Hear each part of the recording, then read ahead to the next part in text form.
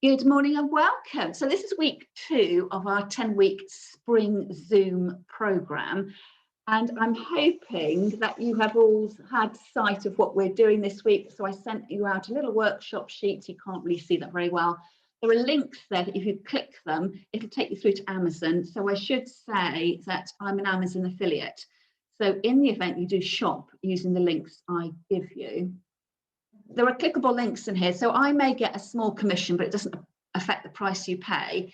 But the other beauty of having the link is if you're not quite sure what it is I mean with the various bits and pieces I'm using, at least it gives you a picture, and then you can shop your home is the very fashionable thing at the moment. Let's not go out and buy things. We can't anyway because we're in lockdown.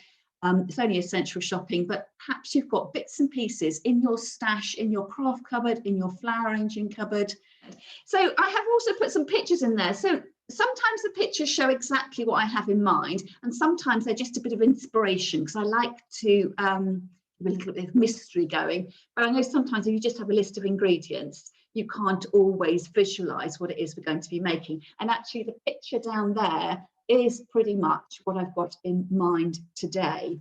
And I will show you the colour photograph of that. I've got it printed out in black and white, so I will show you the colour later on today. So before we talk about this week and what we need to use, before I forget, I'm going to tell you about next week. So please don't get too confused. Next week, we're going to do, let me see what I called it. I think I called it a frosty arrangement of spring bulbs. So the perfect time of the year for frosty arrangements. And what I'm going to be using is I've got some of these glass bonbon bowls. So I've picked those up in the charity shop. So I've chosen something that's glass. You don't need to have glass, but I'm going to use those little water retaining granules. The kind of things that you've either put into your hanging basket, or you may well have seen them. They look like little fish eggs, and you put them into a vase instead of water. They've got water retaining qualities. And what I've got is half a jar of water pearls. So I'm not entirely sure how much that's going to make up. I can't quite read the small print, but I've already used half of them many years ago. So that's what I'm going to be using as my water retaining material. And I'm going to make an arrangement of spring bulbs and perhaps even some pussy willow, the little tassels. So a little sort of vignette of spring in something that looks more like a flower arrangement than we have covered in other projects. So if you followed along with the Christmas Zoom classes, there's always a crafting bent but mixed in with floristry and flower arranging skills, recognising the fact that we can't go out and buy flowers on a whim like we used to be able to. So if I show you the colour photograph of what the image is, I've taken this out of, I don't know whether anyone subscribes to Fleur Creative. This magazine is several years old. I don't know how many years old, but that is what I had in mind. So it's got the water retaining gel. They've got little eggs in here. They've got muscari, which is the grape hyacinth, and then the tate. If your garden's anything like mine, everything is still really a bit in bud. We're kind of a little bit early for this. I had visions that we'd all be going off to the greengrocers and buying little tubs of things that were nearly to go out in flower. So think about that. Think about what you've got to use. I'm using glass because the granules are quite attractive, the little water pearls. And if you have them in, there's nothing wrong with a ceramic pot or a closed pot, but if you're doing something decorative, you might as well make it really, really decorative. And this is going to be light, bright, a frosty element. And a little trick here, if you're worried that your materials aren't going to stay upright in your pearl gel, if you could always put a tiny block of flower foam underneath, or perhaps even if you've got what we sort of think about as being the old-fashioned pin holders, the Kenzans that you use for ikebana, that might be something quite nice to have hidden in the bottom underneath your gel. So if you've got one of those, you might want to spend the week trying to work out which cupboard that you've got it inside. So that's for next week, glass jar and the little beads, and we will make that up in advance. And then for this week, I'm going to be using a canvas. So I wonder whether you've got, let me know in the comments whether you managed to get hold of a canvas, or whether you're going to mock this up with a picture frame, or whether you're going to work with some cardboard. I mean, we're getting loads and loads of home deliveries at the moment. Perhaps you've been cutting up cardboard boxes. So we're going to start off with this, which is white. And I've done a little bit of a mock-up to show you the kind of thing you can do. And it's a really great craft to do, because actually you could make this without using any flowers. I'm going to put fresh flowers in by using some snowdrops, which I've dug out of my garden this morning. So this is the kind of thing that I'm thinking of. And that's been bound over with, I've had chunky wool, a double knitting wool. This band here is a crocheted length of cotton string. And then I've woven in bits of ribbon. So that's what we're going to be doing today. And then I will show you how to add flowers into that as well. So what I will do now, having talked about next week, talk about what we're doing this week. And if you missed class last time, just to show you that that's what we did last week. So I've actually had this arrangement sitting out on my patio table, which I quite enjoy. I'd be interested to know, if you did this, how well your hyacinths are faring, because that was the question I had. Are my hyacinths going to last if I've cut off the roots and dipped them into wax? So full disclosure here, that I bought my hyacinths from the florist shop, and I bought them before Christmas, and I was a bit mean to them because I didn't want them to come into flower. So I will say, hand on heart, my hyacinths aren't lasting particularly well, but I think that's probably because they must be going on for 6 weeks old by now. And you know, what hyacinth would you expect to last for 6 weeks? So if you waxed yours when they weren't yet in flower, I'd be interested to know how well they are lasting. And then we also made some little pinned balls as well, just to add a bit of textural detail.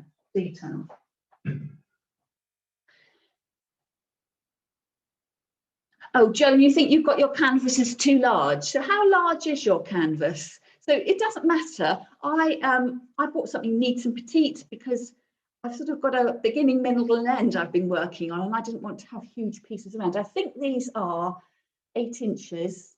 I bought them as 8-inch squares, so I'm not immediately sure what's that in centimetres, 20 centimetres square, something like that. But of course, it's up to you. You may have got one that was A4 shape. You might want to have it up vertically or horizontally. So I don't personally, Joan, I don't think too big is going to be too big, because it's all about making sure you've got space to hang it on your wall or to prop it up on the side. So I wouldn't worry about it. You can just get more decorative materials on here and even more flowers on than I'll be able to get on. So I'm looking forward to seeing that. So those of you who regular to class, you know I've got a Facebook group as well, so that's the place where we like to share the photographs afterwards and inspire the others in the group to come and sign up. So I'm going to move these bits and bobs out of the way and bring in my second camera, so there'll just be a bit of shuffling going on, and then I'll spotlight my other camera, and then you'll be able to see my hands and what I'm doing on the ground, so to speak. Now, this could be a really quick and easy project. So what I'm going to do is, first of all, show you a slightly more complex way of making this, just so I'm going to stretch your imagination a little bit. So I've got a blank canvas. So my number one question to you is, do you want to make this on a blank canvas so the back of the canvas is white, or do you want to paint it? So obviously, if you're going to paint it, you'd have to do that and let it dry. So you either did that last night, or you might be thinking about doing that tomorrow. So I'm going to show you what I've done, because I've decided to paint the back of my canvas in a slight texture. But I'm going to show you what we're going to do on a plain one to begin with. And that is the close-up picture, which is my inspiration for what we're doing. So it's a combination of wool, and you can imagine really it's going to be quite easy to do. I'm just going to take some wool and wrap it round and round and round and round and round, so it's not difficult to do. I will show you what I've done to get a bit more of a contrast and a detail, a bit more depth of character to my frame. But of course, I'm conscious that you won't be able to do this right now, so I'm going to move that one out of the way. Blank canvas there. And then the bit of prep I've done, see, I'm not sure the camera will pick this up. Can you see the difference? I don't think you can. Perhaps if I wobble it, can you see it looks like I've artexed it slightly. It's got a slight roughness to it. So what I did here was I took some of my acrylic paint. So this is just a normal crafting paint, and I put a dab of it out onto a saucer, and I added in some bicarbonate of soda. So that would be baking powder, it was actually. So what I would put in my scones to give them a bit of a lift. If you've ever used bicarbonate of soda or baking powder to clean at home, you'll know that if you put a bit of lemon juice in with it or a bit of water, it fizzes. So it's quite a good natural cleaner. And it also fizzes with the water that's in this paint, and it's given it some texture. And I have purposely, as I was putting my paint on, this is a clean brush, it's given me a rougher texture. I just wonder whether if I can move that a little bit. You can see some paint strokes there. So I wanted to cover up my canvas because I thought it was just going to be too much of a blank canvas, so to speak. Now, to pick out those details even more, I can do another little paint technique, and we will go into this slightly more when we come to do our Valentine's Day project. So I've got an old saucer here. I've got some more acrylic paint. This one is called Truffle. It's like a light beigey brown. So I thought I would put a tiny bit of paint on my saucer. And then taking my dry paintbrush, I'm dipping in the ends, and I'm kind of getting rid of the excess paint because I want to go back in and just to pick up some of the highlights here. So this is the nerve-wracking moment. I think I don't want to be too heavy-handed. I'm going to sort of go across and dust really. And you can see there that it's just starting to pick up a little bit. It's almost like I've got, I don't know, shiplap or something, or an aged look. So the idea was it's just going to give me a bit of tonal contrast on the back. And you can see from that one tiny dab of paint to me getting rid of the excess to then brushing it on. I've done it really lightly, apart from that great big blob in the middle. If that'll get covered up eventually with my my wrappings. So it's given it, if I'm honest, what my view of it is, a slightly muddy appearance, but just a bit of textural detail. And when I take my photographs afterwards, I'll show you a close-up of that so you can see. Now I'm going to work on this one, I think, because I reckon there's so little paint on there that it's not going to smear or anything like that. So I'm going to get rid of these bits and pieces off to the side. And then I'm going to come back in with my bag of goodies. So I have been collecting all sorts of things here. And you may well have a bag like this at home. So I've got oddments of narrow ribbon. I'm going pink, my theme is pink. I've even got, I think this must be some, it looks like licorice, a plastic band of some sort, must have been for crafting necklaces for my daughter. I think that's paper covered wire. I've got some pink raffia, a wide pink ribbon. I've got some glossy ribbon. There's bits of gingham there, embroidery threads. Now, I don't embroider. I've inherited these, I think, from one of the ladies at my flower club. And I might have to work on that with you later, because I reckon I'm going to have to do lots of unknotting. This here, I think, is the proverbial red tape. And I think this is left over from my husband. Very early on in his career, would have wrapped document folders up in that. So the proverbial red tape. I've got some cotton string. And then, you know, you could go, I've got wool here, there's fancy textured wool, and it's up to you whether you could go for a limited palette of colours or whether you want to sit with one colour, what suits your mood really. Sometimes random works really, really well. I'm just too much of a safe person to go random though. This is crochet yarn out of my mum's stash. I've never known her to crochet with this. 100% cotton for crocheting. And I've also got in my bag, you know, I've got trimmings of lace. You know, do I want to use those bits of lace? I've got some braiding here in green and pink. I've got some lovely little ribbon bits here. So I've really just gone through my fabric stash and picked up loads of bits and pieces. So I seem to have about 4 balls of wool, all the same colour. There's some different ones there. So what we're going to do is to wrap those around. So you could decide to take a strand of everything and just go for it. I'm going to put that a bit stiff, that one. You could wrap them around all in one go with a multi-braided strand, or you could wrap them around individually. It's entirely up to you to go through there. So I think I'm going to play safe, and I'm going to wrap my walls around to begin with, and perhaps add in my ribbons later on. So I'm going to go, I've got tapestry walls here that I've inherited from somebody, and I've got my bright pink. I cannot imagine what I ever made with that double knitting yarn. So I might go find the beginning. So I've got strands here. I'm working with 3 strands of that toned colour.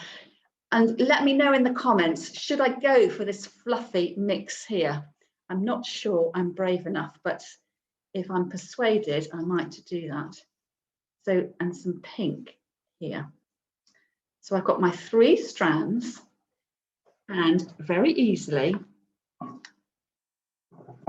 I'm going to lay a bit across the front, eventually knowing I'm going to tie a knot in the back. So I need to make sure I've got enough of an overhang on the back there, and then going through. And you could do it in lovely straight lines if that's the kind of person you are, or you could go a bit more random and up and down. And you could do this with just a few strands, or you could go really heavily on, entirely up to you. I think this would look nice, which is why I've got all my bits and pieces of lace and ribbon with a bit more textural contrast. You can see there, you know, looks all right, not too bad, but it's ever slightly dull. So I'm going to tie off there and come back in with something else. So cut my yarn, tie my ends nice and firmly, like so. And then thinking, well, shall I come in with the ribbons that I had? Oops, just dropping them on the floor. So the same thing, making sure you've got an overhang. And coming round, that's only going to go once round. The beauty of this is I'm not going to cut these ribbons short, because if I decide I want to take this apart at some future date, I've still got some ribbons I could salvage. So I might cut the wall down. I don't think I'm going to cut the ribbon down. And you can see that you're starting to build up. So everything here is a similar sort of, oops, sorry, a similar thickness. So I want to start thinking about my contrasts. So perhaps with this lighter weight cotton yarn here, it's a bit like embroidery thread, I could really go over the top with this, round and round. And I could perhaps, because it is finer and lighter, I could come down to the bottom. So Joan, you were saying you had quite a large board, so you could be thinking about whether you want your yarn to go all the way up and down, or whether you want to just go through the middle section. So I'm aiming for my feature area to be in the middle of my board, like that. So you can see it's starting to layer up. So again, I will tie that off at the back into a knot.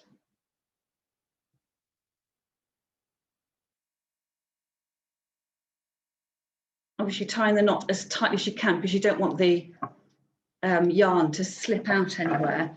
So I've got to that sort of stage.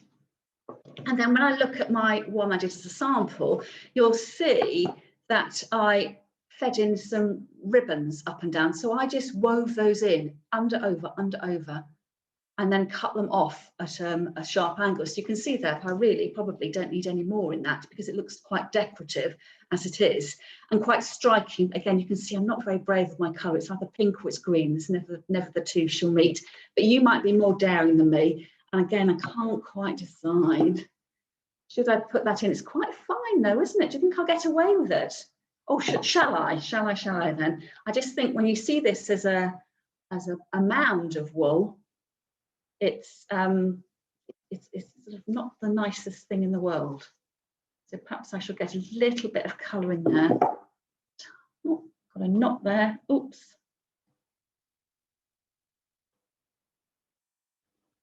Perhaps that's nature telling me that I should not go too much. So I think I'm going to give in to that knot there and tie off. So you don't need very many bits. And what I did last night, I went through my jar of ribbons, left over some dressmaking projects or gift wrapping, and I just picked out all the bits that had a bit of length to them. And this thing here, you know, this little bit of plastic yarn, you know, it's not really doing much there, but perhaps I could just weave it in and out. And because my weaving is quite tight, it'll hold. But of course, if you wanted to put something in there, you could always think about gluing it in or double-sided taping it in. So that's adding a little bit of a textural contrast there. I quite like that actually.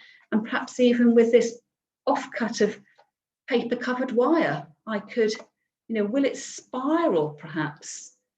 And I could have that, you know, sort of a modern art kind of thing here off the edge. So it really is, you might set out with one version of what you wanted to do. Oh, I can just whip this up in 5 minutes. But if you've got time, you think actually, I could weave and mend, and every time you pick up something from your sewing box, or perhaps you're going out on a walk and you find a nice feather or something, it's something nice to be able to fix in like that. And you can see that the more texture you add, the more interesting it becomes.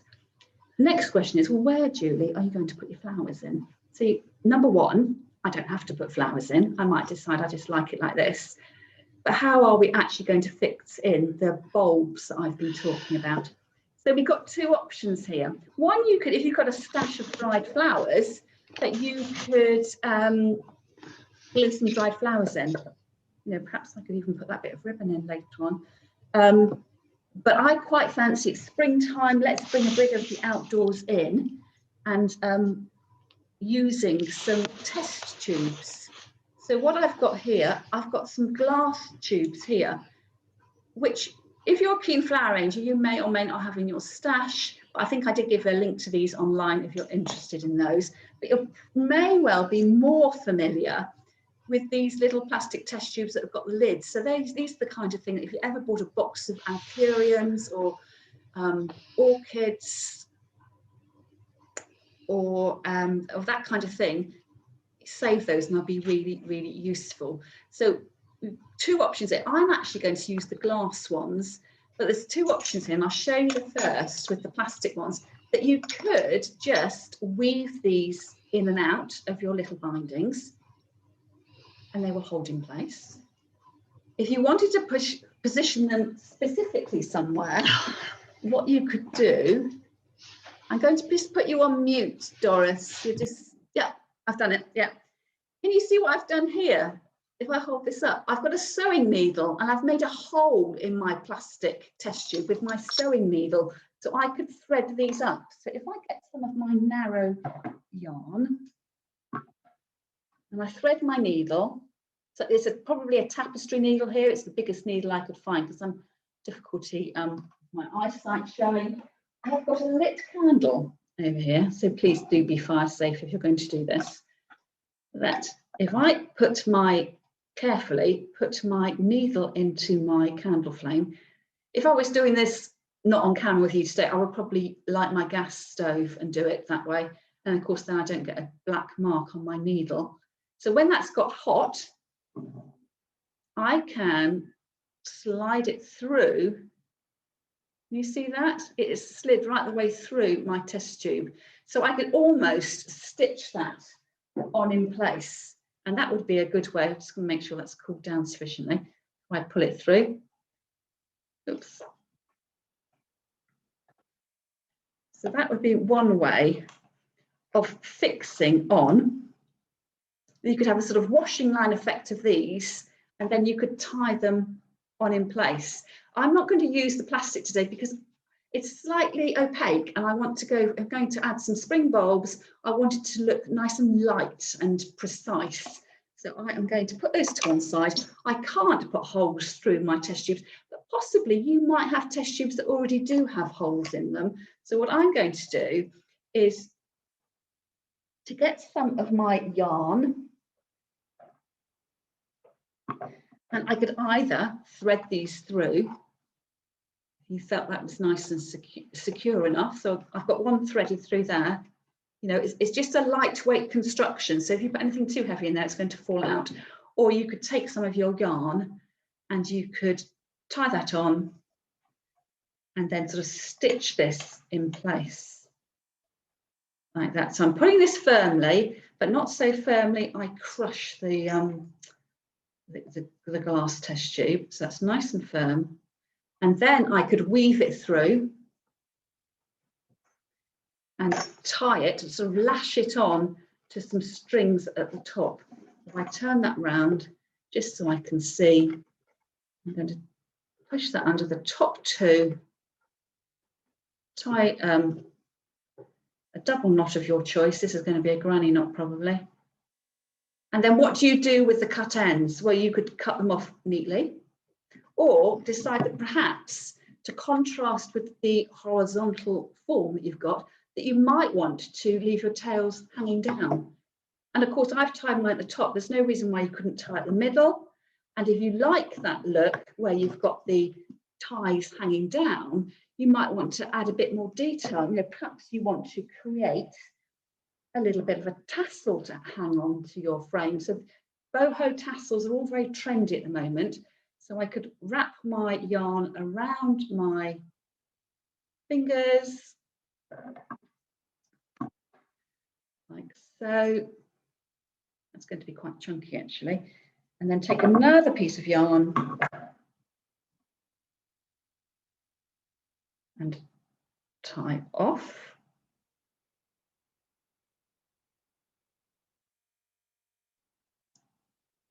Like that.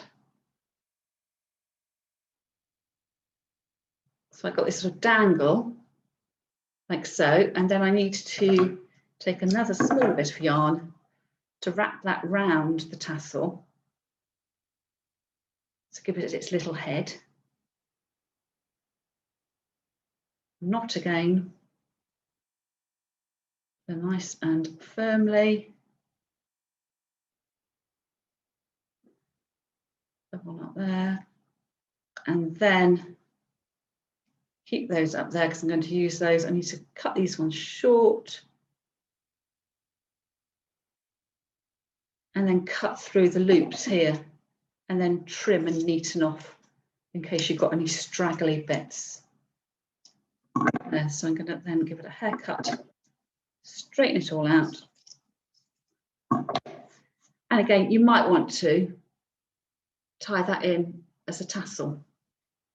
You decide whether you like it or not. So I'll see about that later on. So what flowers am I going to put in here?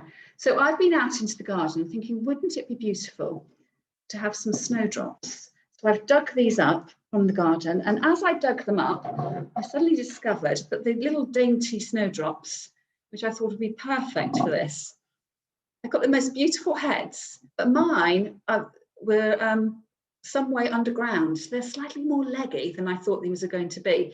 So my original idea was I would have them in a little bit of water to clean off the roots. So I'm trying to do this without damaging the roots. And last week I was just cutting them off willy-nilly, but this week I'm trying to save them. And then the idea would be a tiniest drop of water in the bottom and then sliding your spring flower down. Now you can see here that my spring flower is so long, it's popped up and out of the picture.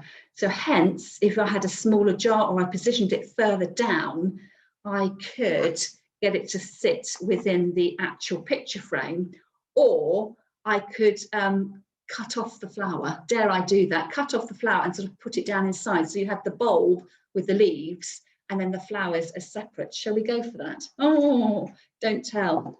So I might do that just for, so I can show you what I mean. So I'm going to cut the flower off and then slide that in down. I quite often do that when I do my Christmas door wreaths, when I've got any nodding greenery, that cut it down and put it in as 2 placements, and it reads as just the single flower. So I will need to make sure there's a tiny bit of water in there to keep the bulb alive, but also now the cut flower that's inside.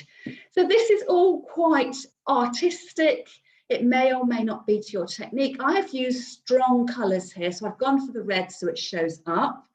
Colour is, you know, a whole area that is very, very personal. So you might want to have something more muted, and you can imagine there, if I had my snowdrop there, I could have had, you know, a couple of the stems in the test tubes, and it looked really beautiful with the green as well. And if you think, well, actually, I'm not really convinced about digging up snowdrops out of my garden, you could always add in a bit of naturalness with perhaps some leaves. So I've got my bay leaves here that are quite elongated oval shape, and I could go through there, and depending on how many wraps of binding you've got, you could go through and add in your bay leaves or other leaf that was robust enough to withstand being out of water, and you could make up a little decorative detail like that, or a combination of any really.